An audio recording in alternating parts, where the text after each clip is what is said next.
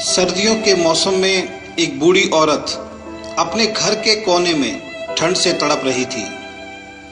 जवानी में उसके पति का देहांत हो गया था। घर में एक छोटा बेटा था।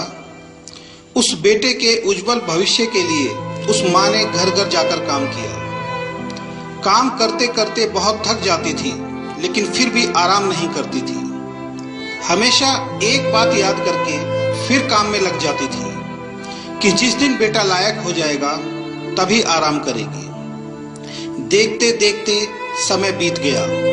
माँ बूढ़ी हो गई और बेटे को एक अच्छी नौकरी मिल गई। कुछ समय बाद बेटे की शादी कर दी और एक बच्चा हो गया। अब बूढ़ी माँ बहुत खुश थी। उसके जीवन का सबसे बड़ा सपना पूरा हो गया। उसका बेटा लायक हो गया। अब उसका बेटा उसकी हर ख्वाहिश पूरी करेगा। लेकिन ये क्या, बेटे और बहू के पास माँ से बात करने तक का वक्त नहीं होता था। बस इतना फर्क पड़ा था माँ के जीवन में कि पहले वो बाहर के लोगों के झूठे बर्तन धोती थी, अब अपने बेटे और बहू के। पहले वो बाहर के लोगों के कपड़े धोती थी, अब अपनी बहू और बेटे के। फिर भी खुश थी क्योंकि औलाद तो उसकी थी। सर्दियों का मौसम आ गया था। एक टूटी चारपाई पे घर के बिल्कुल बाहर वाले कमरे में एक फटे कंबल में सिमटकर माँ लेटी थी और सोच रही थी कि आज बेटा आएगा तो उससे कहूंगी तेरी माँ को बहुत ठंड लगती है, एक नया कंबल ला कर दे दे। शाम को बेटा घर आया तो माँ ने बोला, बेटा ठंड बहुत है, मुझे बहुत ठंड लगती है। और बात ठंड की नहीं है, मैं बूढ़ी हो गई हूँ इसलिए शरीर में जान नहीं है। इस फटे कंबल में ठंड रुकती नहीं है। बेटा कल एक कंबल ला के दे दे। बेटा गुस्से से बोला, इस महीने घर के राशन में और बच्चे के एडमिशन में बहुत खर्चा हो गया है।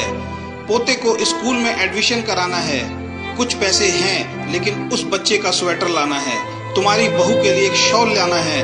तुम तो घर में ही रहती हो, सहन कर सकती हो, हमें बाहर काम करने के लिए जाना होता है। सिर्फ 2 महीने की सर्दी निकाल लो, अगली सर्दी में देखेंगे। बेटे की बात सुनकर माँ चुपचाप उस कंबल में सिमटकर सो गई। अगली सुबह देखा तो माँ अब इस दुनिया में नहीं थी।